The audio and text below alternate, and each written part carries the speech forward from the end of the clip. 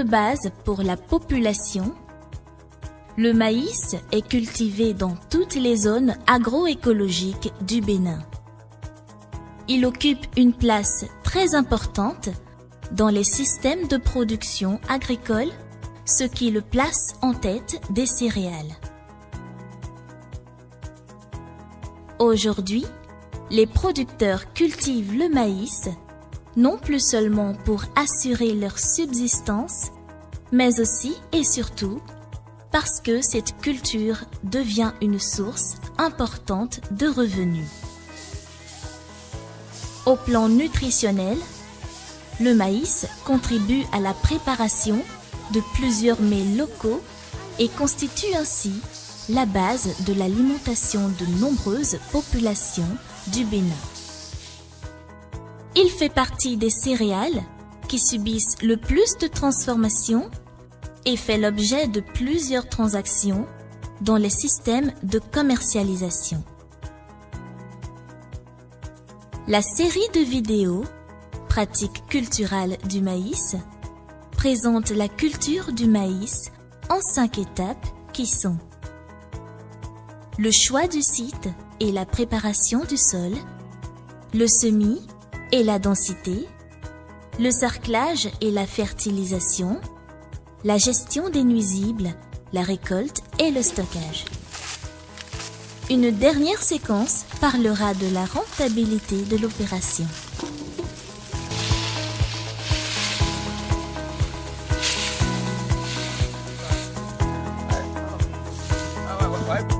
Première étape, choix du site, préparation du sol. Les activités de cette étape s'exécutent au cours des mois de mars et d'avril dans les régions méridionales à 2 saisons de pluie et en mai et juin dans les régions du centre et du septentrion à une seule saison de pluie. Le choix du terrain est très important pour réussir la culture du maïs. Les critères suivants doivent être observés. Le sol doit être profond, bien drainé et éventuellement riche en matière organique. Il faut éviter les précédents culturo-céréales, les champs infestés de Striga spp, des mauvaises herbes vivaces telles que les chiens-dents, les champs où la densité d'arbres est élevée, les champs infestés de termites. Les précédents culturaux favorables au maïs sont les légumineuses, le coton et les tubercules comme le manioc. Pour une bonne préparation du sol, 3 opérations sont nécessaires. Le nettoyage du terrain qui consiste à éliminer les mauvaises herbes par un fauchage ou un girobroyage.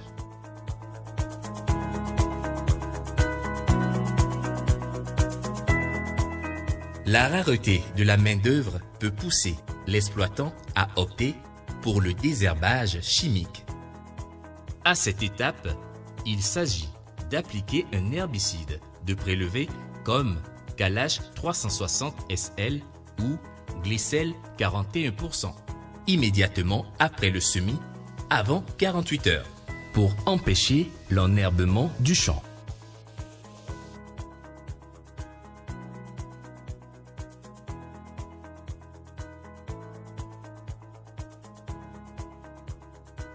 Le labour, qui doit être profond, 20 à 30 cm, et se faire perpendiculairement à la pente si le terrain n'est pas plat. En cas d'apport de fumure organique, il doit se faire avant pour que le labour permette son enfouissement. Sur de très grandes superficies, il faut utiliser avec prudence un tracteur ou l'attelage pour un labour de même profondeur. En effet, le labour doit être réalisé avec modération, surtout sur les sols fragiles comme les terrains en pente et érodés. Sur ces terrains, c'est le travail minimum du sol qui est fortement recommandé.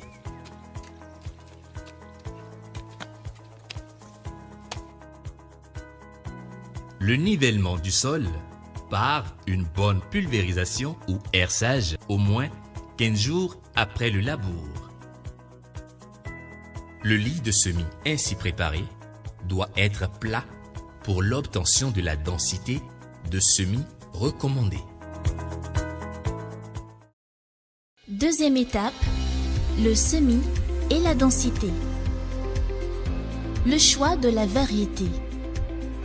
Plusieurs variétés de maïs sont actuellement en vulgarisation au Bénin. Le choix de la variété dépend des objectifs de production, de la zone agroécologique dans laquelle se situe le champ et de la demande du marché. Voici par exemple les noms de quelques variétés avec leur cycle. EVDT de 120 jours, BEMA 111 de 105 jours, TZE Composite 4 de 90 jours, SINE 2000 de 75 jours. Le conseiller agricole de la localité en poste à la cellule communale de l'ATDA est la personne habilitée à indiquer la variété à semer. Le taux de germination est indiqué sur l'étiquette de la variété. Pour déterminer ce taux, la structure de certification des semences procède par un test suivant les règles en la matière. Il est possible que le producteur lui-même fasse un test rapide pour apprécier la performance de la semence. Les semences peuvent être semées directement ou traitées si elles ne le sont pas avant la vente. Cette opération permet de les protéger contre les attaques des insectes, des rongeurs et éventuellement des oiseaux. Le semis est réalisé lorsque les conditions d'humidité du sol sont favorables. Au moins 20 mm de pluie la veille. La période de semis est fonction du calendrier cultural de la région, du cycle pluviométrique et du cycle de la variété. Dans la zone méridionale du Bénin, le semis est réalisé en avril pour le maïs de la première saison et en août pour celui de la deuxième saison. Dans la zone septentrionale, à une seule saison de pluie, le semis est réalisé entre juin et mi-juillet. Le semis peut être manuel ou mécanique. Dans les deux cas, l'écartement entre les lignes consécutives est de 0,80 m et de 0,40 m entre les poquets. Il faut 2 plants par poquet, ce qui donne un total de 62 500 plants par hectare. Pour faciliter l'opération de semis en ligne, il faut utiliser des piquets et les ficelles de semis bien graduées. Une semaine après le semis, il faut constater la levée. Si pour une raison ou une autre, elle n'est pas homogène, il faut procéder immédiatement au ressemis.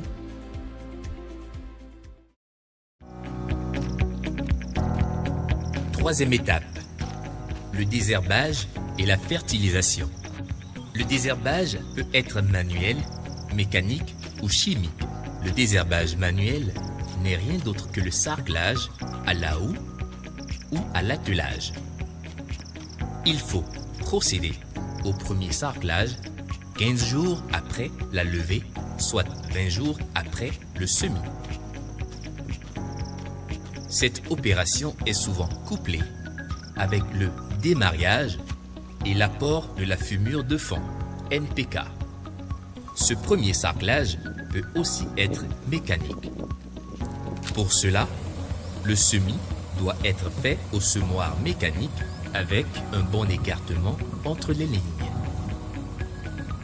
On peut limiter l'enherbement du champ par le désherbage chimique qui consiste à appliquer un herbicide sélectif de poste levé comme par exemple Lagon 380 SC ou Nicomaïs 40 SC dans les 15 jours qui suivent le semis. Le deuxième sarclage intervient 30 à 40 jours après le semis pour les variétés précoces et 50 à 60 jours après le semis pour les variétés tardives. Pour les variétés extra-précoces, il faut appliquer immédiatement après l'urée et faire le sarclobutage. Le troisième sarclage est nécessaire pour les variétés tardives. Cette opération est appelée le sarclobutage. La fertilisation consiste en des apports d'éléments sous la forme de matière organique ou d'engrais minéraux complexes NPK-SB, urée ou toute autre formulation propre à la culture. Le premier épandage d'engrais est réalisé au semis ou après démarrage couplé avec le premier sarclage ou juste après celui-ci. Cette opération est appelée épandage d'engrais de fond NPK. Le type d'engrais recommandé est l'engrais complexe NPK-SB 14, 23, 14, 5, 1 ou l'engrais spécifique maïs 15, 15, 15 ou 20, 20, 20. La dose recommandée par la vulgarisation est de 200 kg par hectare, soit 4 sacs de 50 kg.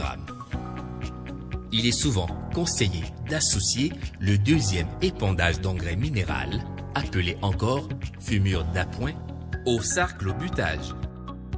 Cette opération intervient 30 à 35 jours après semis pour les variétés de maïs extra précoces, 35 à 40 jours après semis pour les variétés de maïs précoces, 40 à 45 jours après semis pour les variétés de maïs intermédiaires, puis 50 à 55 jours après semis pour les variétés de maïs tardives.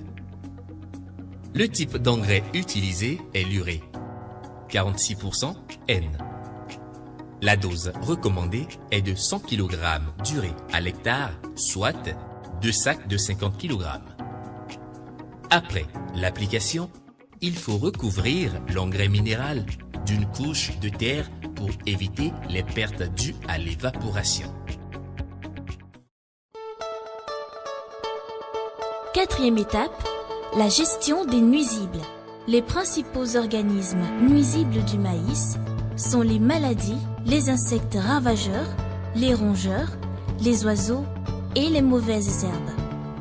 Les principaux insectes ravageurs du maïs sont Spodoptera frugiperda, encore appelée chenille légionnaire, Sesamia calamistis, Eldana saccharina, Bosseola fusca, Chilopartellus, Helicoverpasea. Ce sont des foreurs de tiges qui peuvent aller jusqu'à causer la mort de la plante. Il existe d'autres insectes ravageurs d'importance secondaire. Il s'agit de pyrale du maïs, la cicadelle du maïs, la chrysomelle des racines et l'altise du maïs. Le plus redoutable des ravageurs est la chenille légionnaire. Les méthodes de lutte sont les pratiques culturales, respect des rotations des cultures, enfouissement des fonds de récolte par un labour profond, lutte biologique, utilisation des parasitoïdes, Costesia sp, délâchés. À peu de choses près, la méthode de lutte est la même pour tous les ravageurs. Pour certains, il faut préserver les ennemis naturels déjà établis dans la région et pour d'autres, il faut carrément recourir à l'utilisation des produits appropriés homologués. En cas d'attaque de la chenille légionnaire, il faut saisir les agents d'encadrement en poste à la cellule communale de l'ATDA pour une prise en charge par la direction de la production végétale. Les principales maladies du maïs en végétation sont la fusariose, l'helmétosporiose du maïs, le charbon des inflorescences, le charbon commun, la rouille du maïs, la striure du maïs, le mildiou et le Penicillium link. La plupart de ces maladies ont été déjà maîtrisées par la sélection variétale et l'itinéraire technique de production.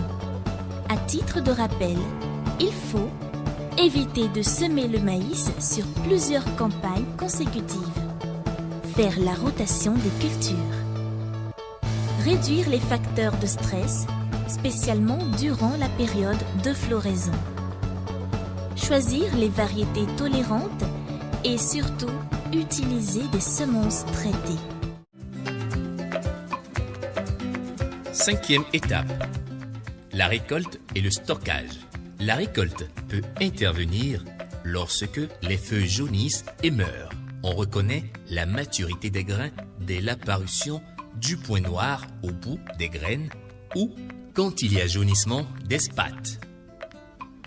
Pour éviter de ramener en stock des larves d'insectes qui ont commencé à se développer au champ, il faut ouvrir les spates, enlever les épis et laisser les spates au champ.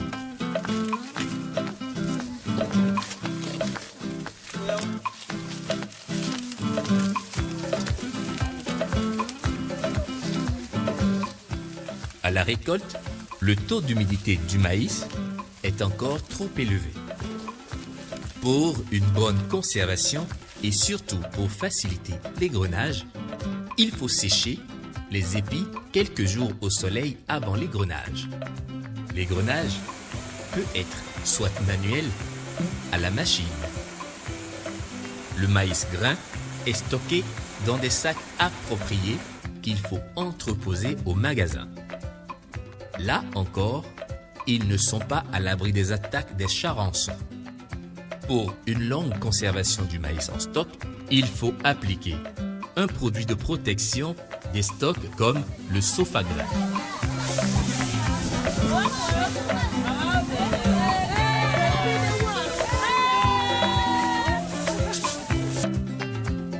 La rentabilité, en respectant strictement l'itinéraire technique et s'il n'y a pas d'attaque généralisée comme c'est le cas. Certaines années, le producteur peut atteindre un rendement important en considérant le rendement moyen de 2 tonnes de maïs grain par hectare si le producteur cède toute la production à 125 francs le kilogramme, période d'abondance, il s'en tire avec un bénéfice net de 150 000 francs. En considérant qu'il a engagé 100 000 francs de dépenses par hectare, il peut aussi attendre la période de hausse des prix pour procéder à la vente. En période de soudure, le maïs se vend à 225 francs par kilo. Il réalise une économie de 200 000 francs en considérant qu'en plus des frais engagés pour la production, il paye le magasin de stockage et les opérations de protection du stock. Certains producteurs n'attendent pas que le maïs sèche au champ. Ils vendent le maïs frais en épis et en spates dans des sacs de jute. Il est prudent de ne pas avancer sur la rentabilité de cette opération, puisqu'aucune étude statistique ne s'est encore penchée sur ce nouveau mode de session du maïs en robe de champ.